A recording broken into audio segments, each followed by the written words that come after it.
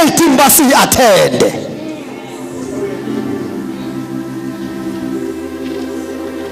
Siqale nge-spiritual development. Si-check ukuthi abantu basasindiswa yini.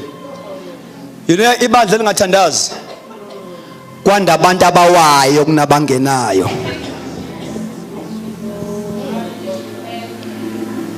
Kwanda abantu abaphumayo kunabangenayo. Ngoba amadimoni awazange akhelwe udongwa le protection ukuthi angayichanaseli lapha phakathi kwethu. So we strategize. Amen. Sisibeke strategy sesolo winning. Alibonga igama lenkosi. Singadepend ukuthi kuyoze kufike ithende ka back to God ngoba local church mayisikhona lo ndawo asikho isidingo sokuthi kuyoma itende kulo ndawo. Ngoba leyo local church iwu back to God ngokwayo. Kufanele local church mangabe ikhula ikwazi madoda. Ikwazi ukusigqumela abavangeli bayo. Kube khona abavangeli be local church ngoba akuyena wonke umuntu okufana ukuthi aphume ayoba ngumvangeli abhale incwadi ngokwendlela lenkonzo aphumele inkosi. Kufanele ibandla libe nabo abavangeli balo, libe nabaprofeti, abantu abagcotshelwe local church.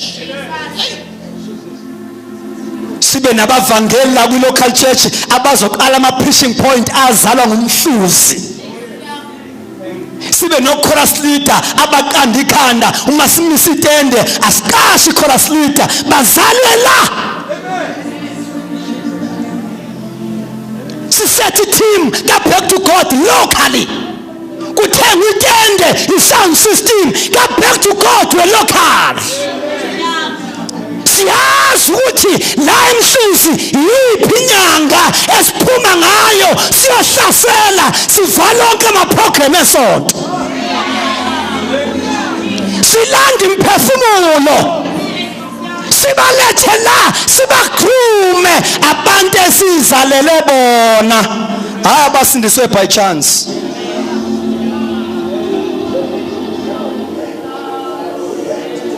I'm speaking about the local church engekho emdlalweni. As I've said, let me repeat myself. You see, ningangizwa kabi ngiyafundisa. Khona bazalwane, ngiyafundisa according to the leading of the Holy Spirit. As I've said, uyivukele ukuthi you see la ku local church kufanele zivele zonke lezi siphezulu 5. Zonke ama ministries, I mean to say, onke fanta vele.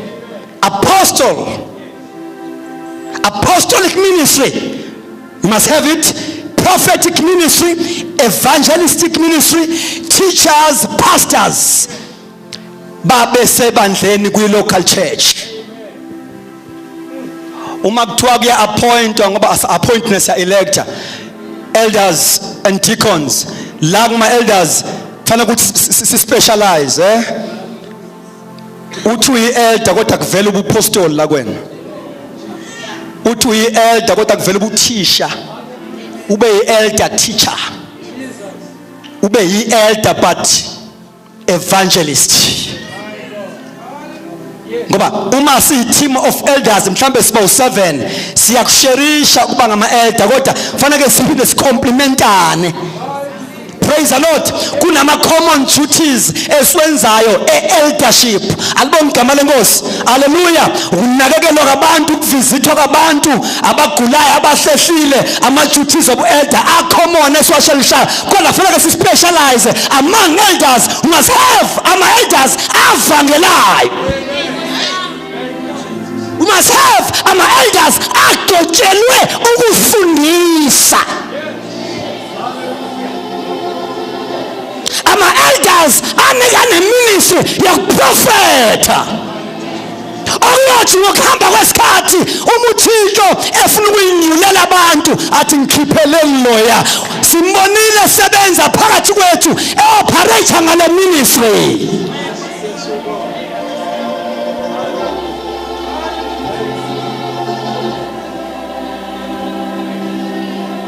Ayishome ihlasele ela Jehova.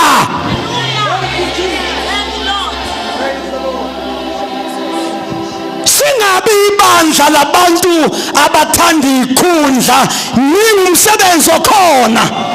There's a lot of vacant posts endlini kaNkulunkulu. And umasibala le 5 minutes msukubuka amabhlukwe. Msukubuka igender. Le 5 minutes ikhona nala. Alibanga igama laJesu bakhona abagcotshela ukufundisa. Ngiyabona mina kuba good ukufundisa ngokwe-organization ufundisa omama ngikhuluma ngeministry.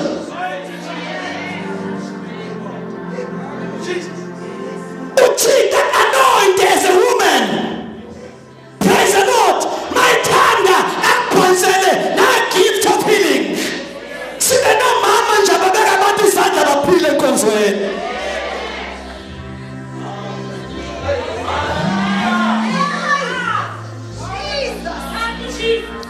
Lenta ihlali kwijenda ihlala mntwini.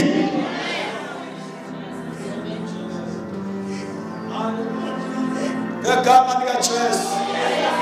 Ngegama likaJesu. Ngegama likaJesu. Njengomoya lakhuluma nje uyarelease some special anointing. Kukhona into ehlala phezu kwakho. Njengoba ngikhuluma nje awuthathi imfundiso yodwa. Also you are catching up the spirit of the teaching. God is anointing people today. Ngegama likaJesu. God is anointing people today. Ngegama likaJesu.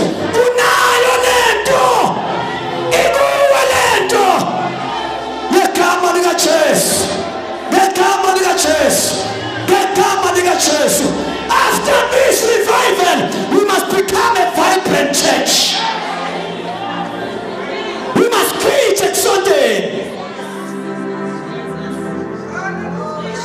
Ngibonga isandla sikaNkulunkulu siphezu kwakho namhlanje.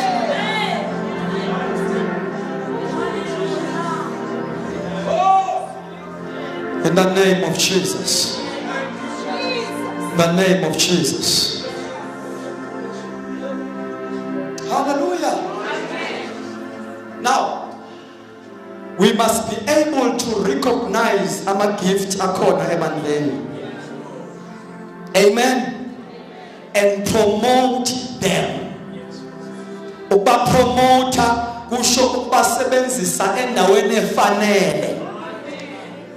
Njengoba ngisho nje uma ngabe sesibona as leadership ukuthi okay sesinabo abantu la abagcotshele inkonzo yokuvangela sesinabo abantu lapha abahlabelela ukhewule demon masingamisa intende ngasho ukukhukhu kaSathane. Si organize equipment sihambe siyomisa itende alibona igama lenkosi and singasebenzi ngestrategy esodwa ngoba there are different types of evangelism methods alibona igama lenkosi. Hallelujah. Inamandla kakhulu futhi leka house to house. Ayidinga ama expenses. Namandla kakhulu. Siphume singena la elokushini. Alibona igama lenkosi. Hallelujah. Ngokama sections ethu siyazi ukuthi akhona ama home cell group ama home cell group hayi abekelwe ukufundraiser. Ngoba kwesisikhathi into ethi yahlupha because we are too organizational. Once you divide abantu but divided for a purpose of soul winning bese kuthiwa hayi lama group ke sesingawasebenzisa ke ukuthi si fundraiser le business. No. Uzosithatha up isikhathi of fundraiser sihambele imizi yabantu abangakholwa.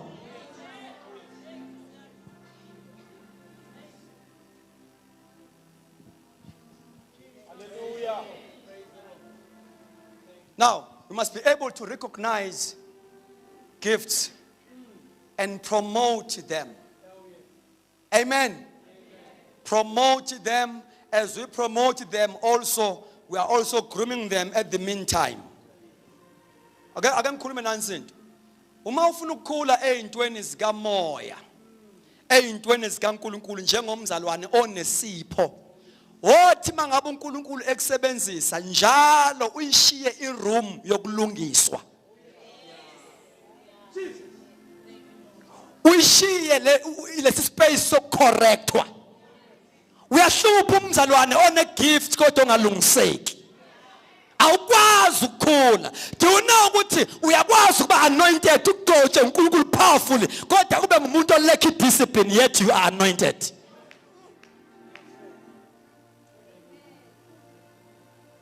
Uyaba anointed kodwa ungabi discipline. So ucorrectwa ke uzawucorrectwa uma kwi-local church.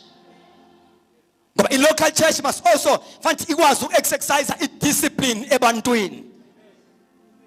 Ma ucorrectwa awulinyazwa kodwa uyaprunwa ukuze uthele kakhulu. Ngoba isihlahla esiphunwayo esithelayo. So ngalengathi uNkulunkulu akusebenzisa in a mighty way kusho ukuthi uyathela. Therefore the process of pruning must begin so that you will give more fruits.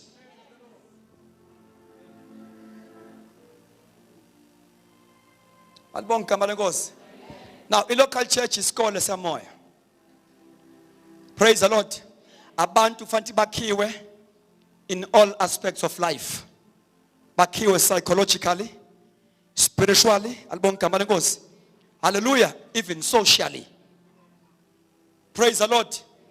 Ingabibiki area ebonakalisa ukuthi awakhekile kuyo. Ukhona umuntu omnandi epulpit kodwa akakwazi ukuhlalisana nabantu. Kodwa mnandi epulpit. Engathi manje ngaqeda ngamthatha umfaka esikhwameni esikhulu umfase phakathi. Ulinde kuze ngene inkonzo landelayo uphinde umbeke epulpit again. Ngoba akakwazi ukuhlala nabantu. Praise the Lord. So we must learn from Jesus. Jesus is our standard. Praise the Lord. Jesu wayekwazi ukuhlalisana nabantu of all classes. Praise the Lord. Ekwazi futhi ukuministerisha kubo bonke abantu. Uma uzohamba noNkulunkulu ungabi mandla kakhulu kwi-gift kanti akwazi ukusocialize. Lapha yana ekutheni ungabe umuntu ogod kakhulu kwi-gift. Also uPaul unento ayishoyo a very powerful. Uthi ngifundile ukuba seyimweni zonke. Ngiyakwazi ukuba phansi. Alibonga igama lenkosi. Ngiyakwazi futhi ukuba phezulu.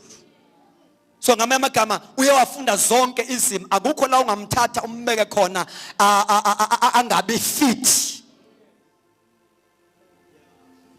Alibonga igama lenkosi. Enye ama signs omuntu ohamba noNkulunkulu intobeko. Humbleness.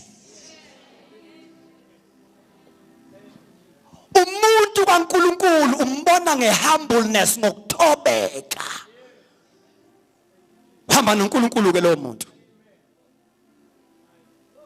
But pride ungahamba negift kodwa ungahambi noNkulunkulu. Enye into kopharetha kwi-gift. Enye into uthi ophatha kwi-gift kodwa uNkulunkulu ebe nawe. So kulezi insuku asibadingi kuphela abantu aba so gifted, but we need people who walk with God. Who walk with God.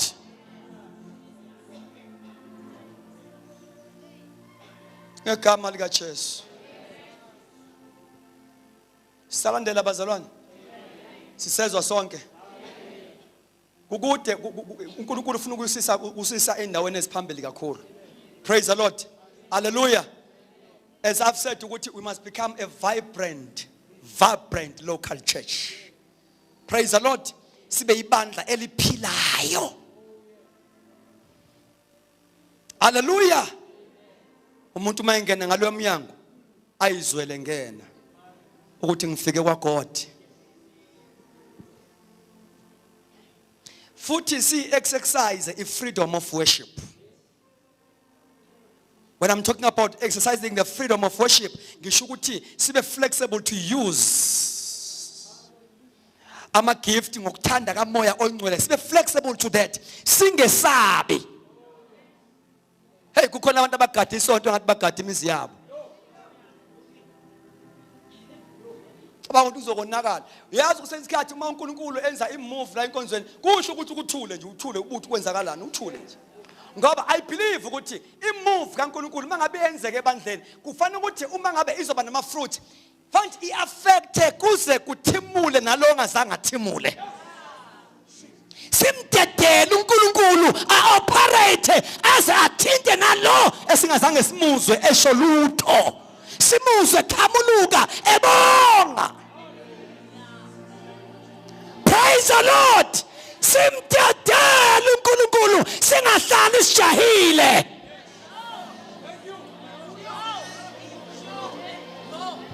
There must come a time where uNkulunkulu mayisebenza ebandleni when ojahile you must leave us with peace.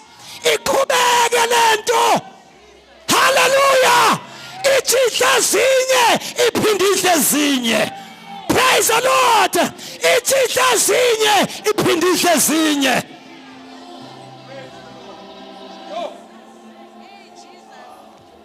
Singayivula iservice ngomthandazo but we're not sure noma uyovaleka yini. Sinesho ngakho kuyivula but kuyivaleni we're not sure. Umibandla likhonza ngamoya asihlale siyivala njalo inkonzo formally. Sengikhuluma ngobuyoni beBhayibheli. Ikhona inkonzo ngathi uyayizama kuyivala kuhlule. Akonakele lutho uma lingathathwa ngofefe abantu bese banje uNkulunkulu. Hambe ekhaya.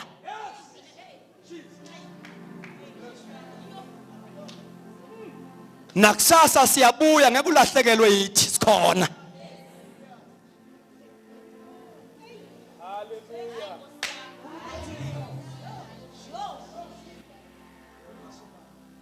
Now, isikhathi sifikile. Hallelujah. Sifikile isikhathi. Praise the Lord. Uthi into zethu zibuye. Hallelujah. Amandla bandla abuye.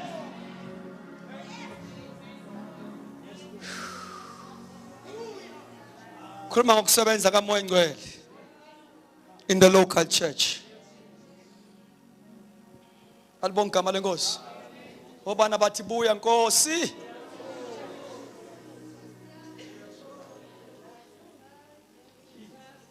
Mayibuya lento izosiza incede abantu ebesingebancede ngokwethu.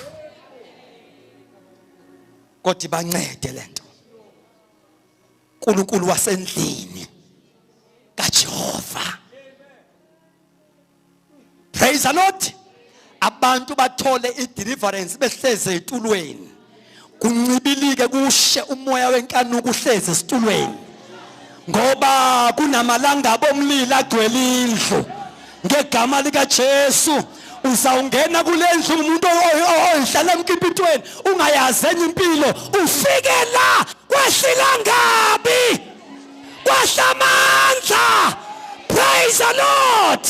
Hallelujah. Praise the Lord. Mokhanda boshanda labasai kwahlamandla.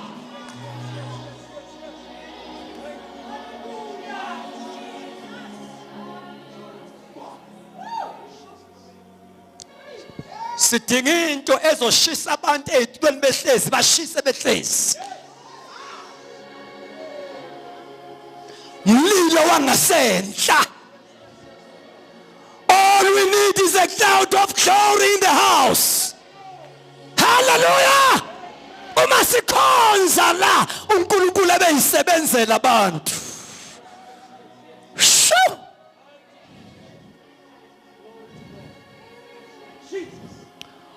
Ubhobokele kumoya uhleze esitulweni. Kube khona into that is bubbling inside you. Bubbling ama promptings kamoya ongcwele. Uhlezi phansi esitulweni, you feel something inside is bubbling inside. Ithi lento kaziyoqeda nomshumayeli ngoba sengifuna ukubonga manje ngigcwele manje. Hallelujah. Hallelujah. Hallelujah. Hallelujah.